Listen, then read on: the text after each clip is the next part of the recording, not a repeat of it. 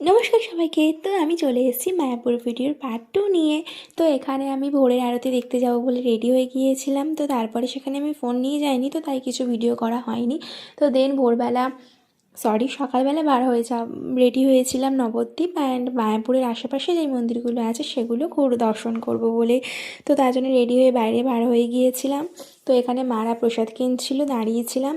তো তারপরে ভিতরে ঢুকে গিয়েছি মন্দিরের। তো এবার চলো রাধা দিদি আর কৃষ্ণদাকে দর্শন করা যাক। তো আমি এখানে বাইরে বসেছিলাম, যেহেতু ব্যাগ আর ফোনগুলো নিয়ে ভিতরে যেতে দেবে না। তো মা, বাবা আর বোন গিয়েছিল।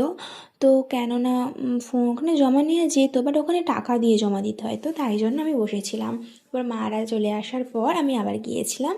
তো তারপরে এখানে ওই গোশালার দিকে যাচ্ছিলাম। তো এখানে কত গরু আর ফুলগুলো দারুণ দেখতে লাগছিলো। এখানে দেখো কত বড় একটা গরু।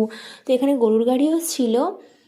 তো তারপরে আমরা গোশালার দিকে রওনা দিলাম। গরুগুলো দেখো, আর গরুগুলো দেখবে কি, গরু মাথার শিংগুলো দেখো কত বড় বড়। তো এখানে বাপি অনেক খাবার কিনে নিয়ে এসেছিলো, তো গরুদেরকে দেওয়ার জন্য। তো এখানে কি করছিল দেখো সবাই।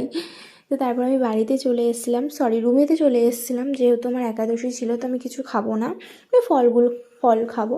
তো মারা খাবার খেয়েছিল, তো তাই জন্য আমি রুমে চলে এসেছিলাম। তো তারপরে এখানে নবদ্বীপে যাওয়ার জন্য রওনা দিয়েছিলাম। অ্যান্ড যাওয়ার পথে কতগুলো মন্দির দেখো, মন্দির মানে কি বলবো, এতগুলো মন্দির দেখে শেষ হবে না। তো তারপরে ওখানে লঞ্চে ওঠার জন্য চলে গিয়েছিলাম, টিকিট কাটতে হবে। তো দেখো